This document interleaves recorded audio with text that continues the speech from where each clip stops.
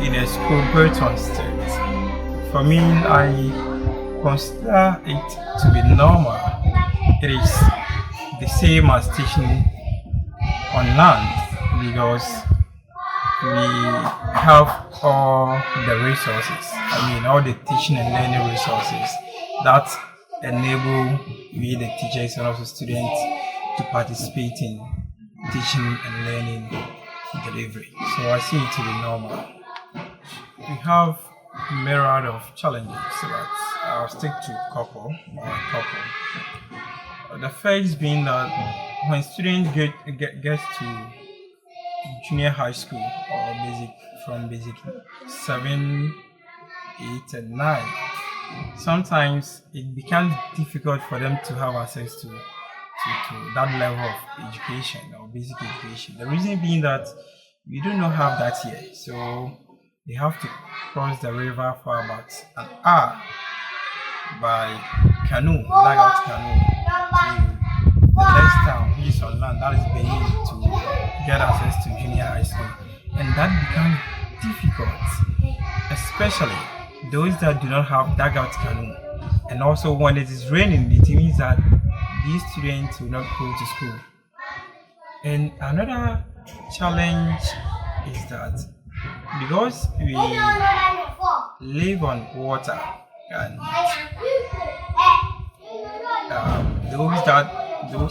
parents sometimes find it difficult to engage in activities that will fetch them money to buy the needed school items for their works. So you see these kids coming to school, some of them not wearing any proper uniform, and also sandals, and also books, in terms of reading books, in terms of pencils and other needed resources that will enable the student to involve them in acquiring good education or better education. Sometimes because their parents do not have that adequate resources or money to buy these students with all the needed resources, so they find it difficult in this aspect.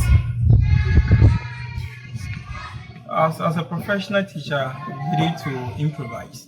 So where it comes to maybe the student you don't have, as a teacher, you have to use other means to ensure that the students get involved or participate in whatever activity that you are doing or whatever lesson that you are delivering to them. So we do our best. We are doing our best to ensure that despite the lack of these resources, the students will get better education or better side of us. So we are doing our best.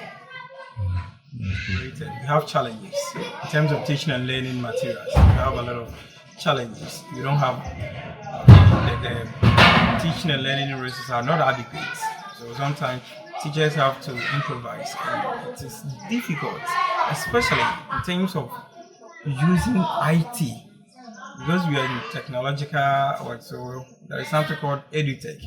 You have to use technology in your teaching lesson delivery, and because there is no access to internet yet, so sometimes as a teacher you find it difficult, especially maybe you want to introduce a lesson by showing videos and pictures to the students, and how to even get internet access to download these videos and pictures becomes difficult. So it is not easy. Aside that, in terms of writing material like pencils, books, sometimes the students will come to school without any book or without any pencil, and it is you, the teacher, that have to find ways and ways to get these students books and pencils, and it's also another challenging task that we are faced with as teachers. For that, with students coming to school each and every day, I think it is okay. Absenteeism is not all that rampant. They come to school always. It one or let's say few students that sometimes do not come to school regular. But I would say that 80% of the students come to school regularly. These students that I'm teaching, when you ask them their dreams or where they want to reach in life, they will tell you that some of them want to become teachers, some of them doctors, nurses, lawyers. Some of them they want to go into security services, being police, immigration, fire, and other professions. So my prayer is that whatever that they aspire to be in future, God will let it come true, despite the numerous challenges that they are faced with. With support, the the kind of support that as teachers or the school need for us to improve the quality of education that we have here.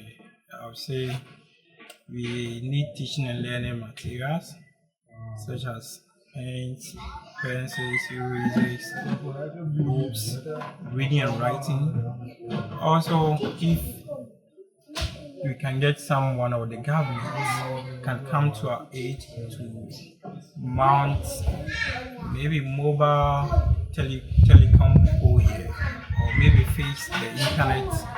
I mean, connection that we have here, the challenge that we have here. I think it will go a long way to boost our teaching because, as I said initially, we are in technological world, and as a teacher, sometimes you need the internet to do a lot of research to enable you to impart well in your heart in your students. And also, one thing that I also see is that with regards to those that cross the river to go to the next town to have access to junior high school, if we can get benevolent or maybe NGOs to support us with outboard boats, outboard motor, and the boat, and also the fund that or the money that will require for us to buy fuel to power the boat, for them to cross the river each and every day to Benin to access junior high school. I think it will go a long way to boost their education because it is not easy paddling 1 hour to Benin and paddling out. It is not a small task. It is very difficult to paddle from here to Benin each and every day, 2 hours. So I think if we get NGO or the government will come to our aid so that we get a boat for this case to cross the river in and out. I think it will go a long way to help their education. Okay.